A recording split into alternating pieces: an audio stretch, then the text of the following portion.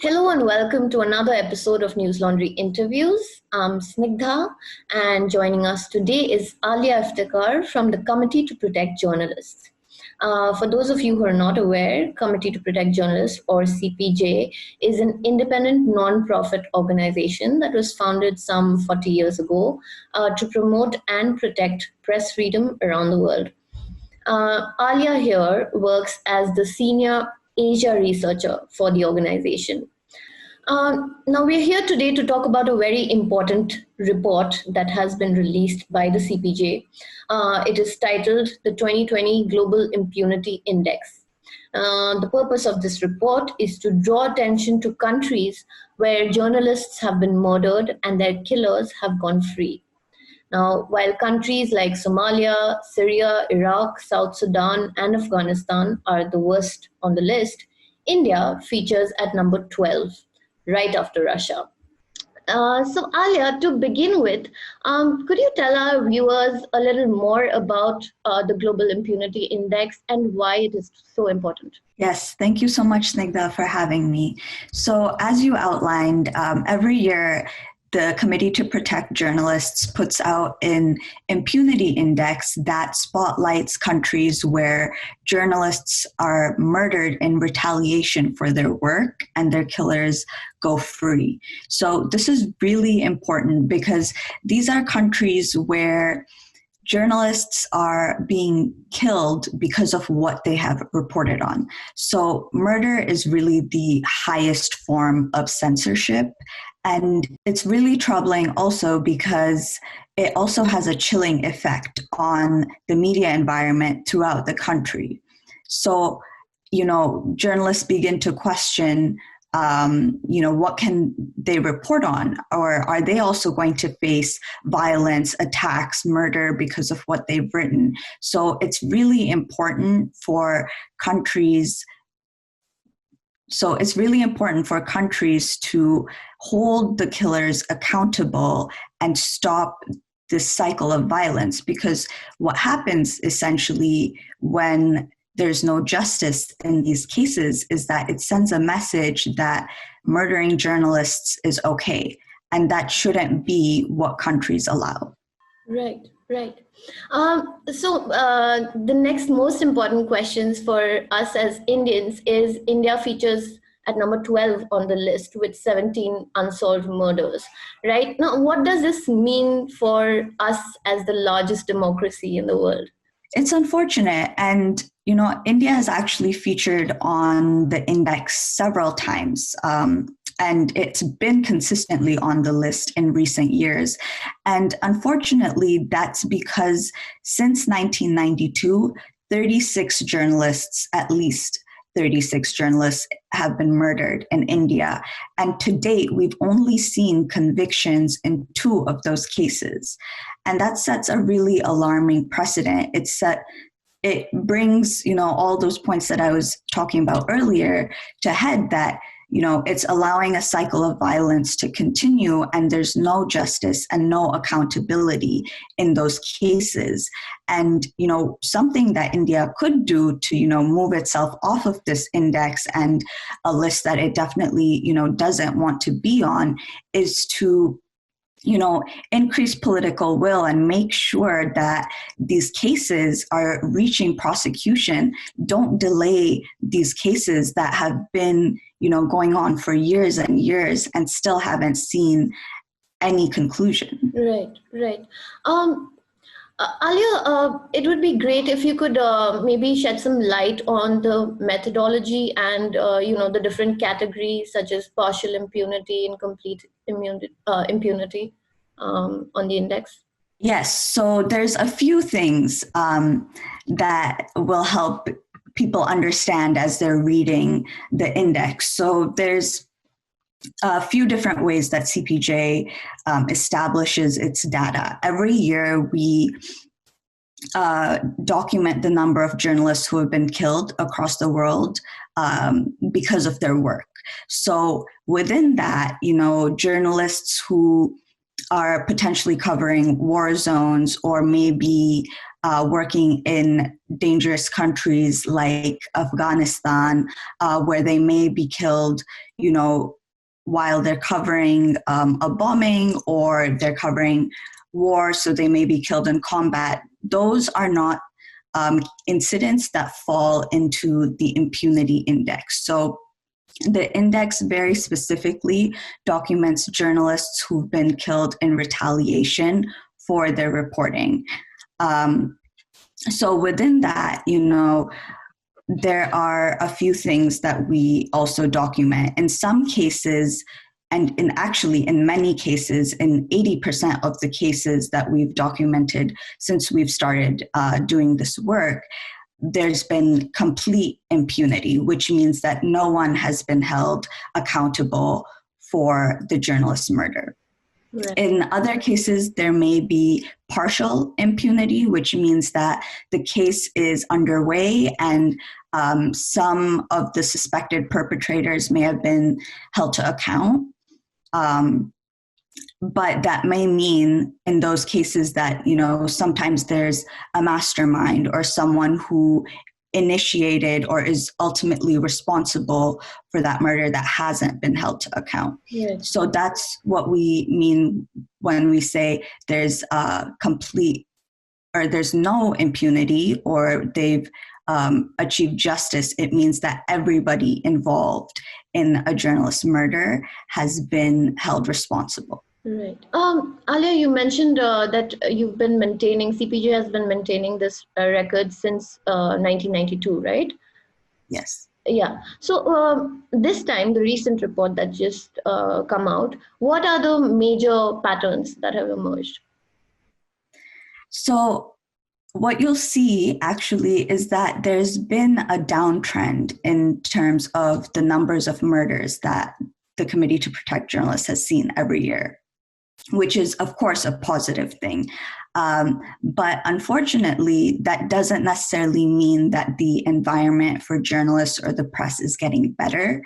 In a lot of places, what that means is that instead we're seeing different methods to harass or intimidate journalists. So across the globe, I think, and in India as well, in many ways, we're seeing increase in self-censorship or other tools to intimidate reporters, such as in India, we've seen, a rapid increase in the number of legal cases that are filed against journalists.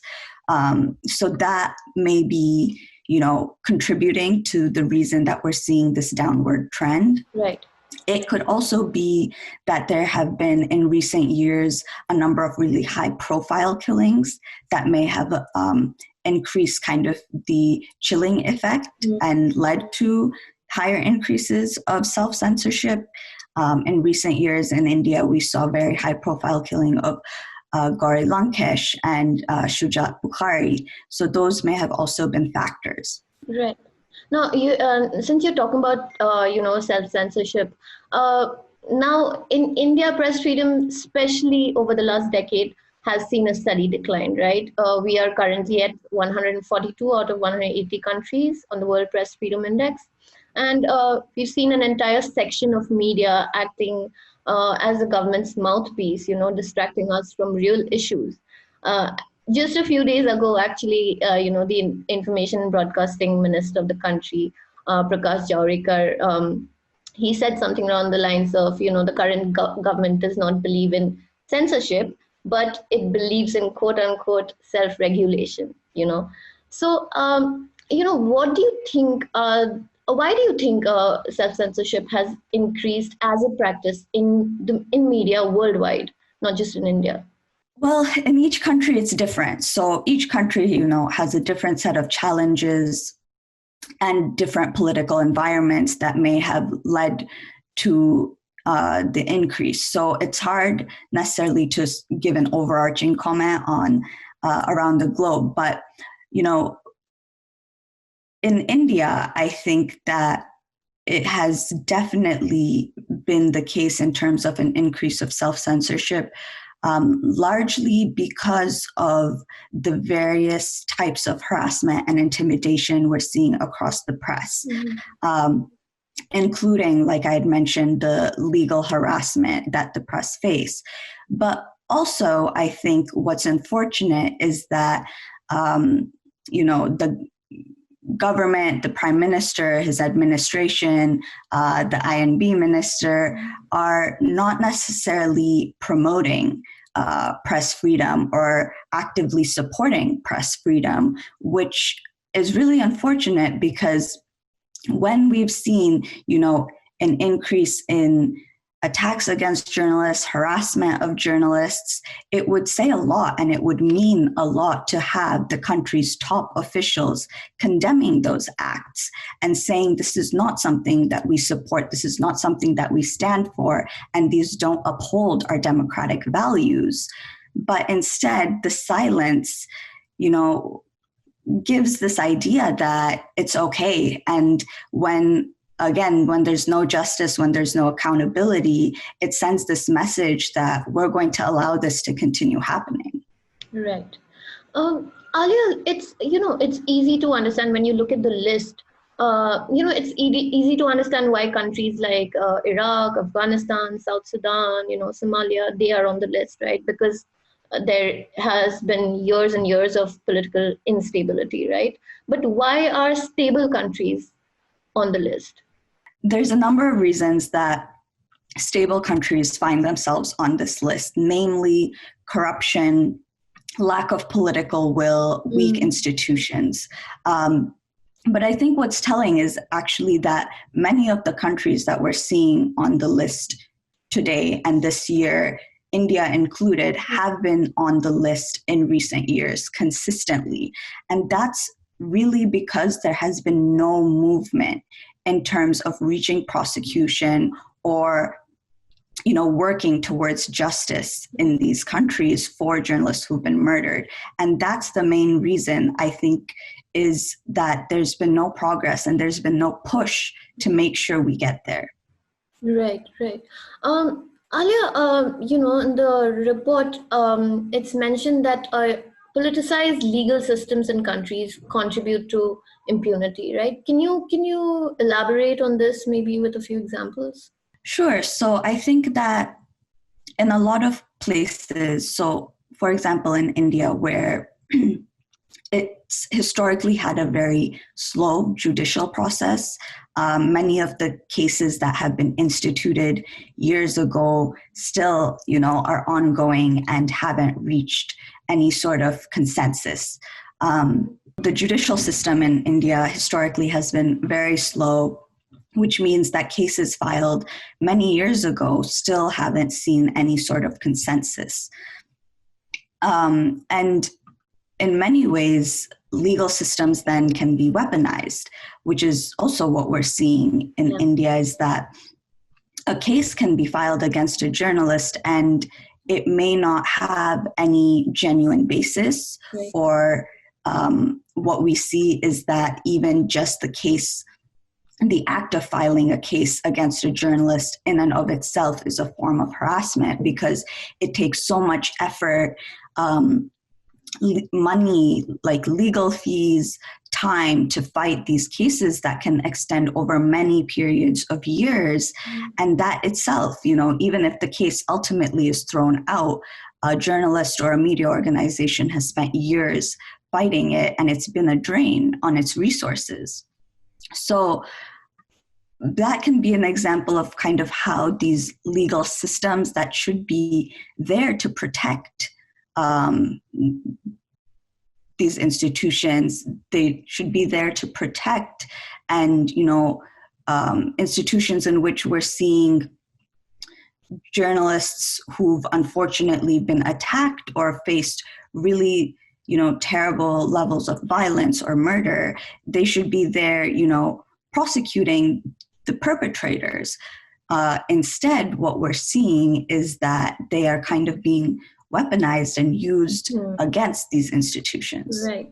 Aliya, since you've been researching, over a period of time, do you see a correlation maybe between the particular beat that a journalist covers and the extent of impunity in the case? Like, I mean, were cases of journalists who were covering issues like maybe corruption in the administration more susceptible to going untried or unsolved? Yes, but I think something that's very telling is that it can impact and affect journalists on any levels. And in fact, local journalists typically face the brunt of attacks against the press. So, for example, we mentioned high-profile killings that India has seen in recent years, such as Gauri or Shujat Bukhari. But at the same time, there are so many local-level journalists that have also been impacted. For example, this year, the one journalist who was murdered in India was Shubham Tripathi, who was a local reporter with a Hindi daily in Uttar Pradesh. So this can impact any and all journalists, which is really unfortunate. Right. Actually, News Laundry, we at News Laundry recently published a report about the increasing, cases of violence and threats against journalists in Uttar Pradesh. Just recently, Prashant Kanodia was released after 2 months, and he went to jail for a tweet, and this was not even the first time. So, Uttar Pradesh has been pretty bad when it comes to cases like this. This is the last question. Do you have anything that you would like to maybe talk about, especially in the context of India? So I think it's really important, firstly, for the Indian government and the Indian judicial system to make sure that these cases of journalists murdered are being swiftly seen to prosecution. It will send a really important message, not only to the country and its institutions, but a very strong and important global message that India values its press, India values press freedom, and India will do everything it can to ensure that its journalists are safe and protected. To that end, I think that the journalist community can make sure to continue telling these stories and make sure to continue amplifying and putting pressure on these systems to ensure that there's justice for their peers and their colleagues and that their stories aren't forgotten. Right. So my last question, Aliya, what advice would you give to young journalists or maybe people who are students who want to become journalists in countries that have that feature on this list? What kind of outlook or approach should they have? Should they come with? If journalists or young student journalists want to go into this field, I think they should, and I don't think that they should hold back. The power of journalism is, telling stories, telling human stories, and holding people accountable. And I think that the hope is, that we can create environments that are safe so that journalists who want to go into this field aren't thinking about not doing it because they're worried for their life or they're worried for their safety. They should be able to go into this field simply because they want to and not have those fears. So I hope, that the government, that civil society organizations, that media organizations can all work together to ensure that we create that environment, and that journalists entering this field won't have to have the worries that journalists today, right now, maybe have. Right. All right. Thank you so much for joining us, Aliya, and finding time to do this. It's so important. It's so important. So thanks a lot. Thank you. Thank you so much for having me.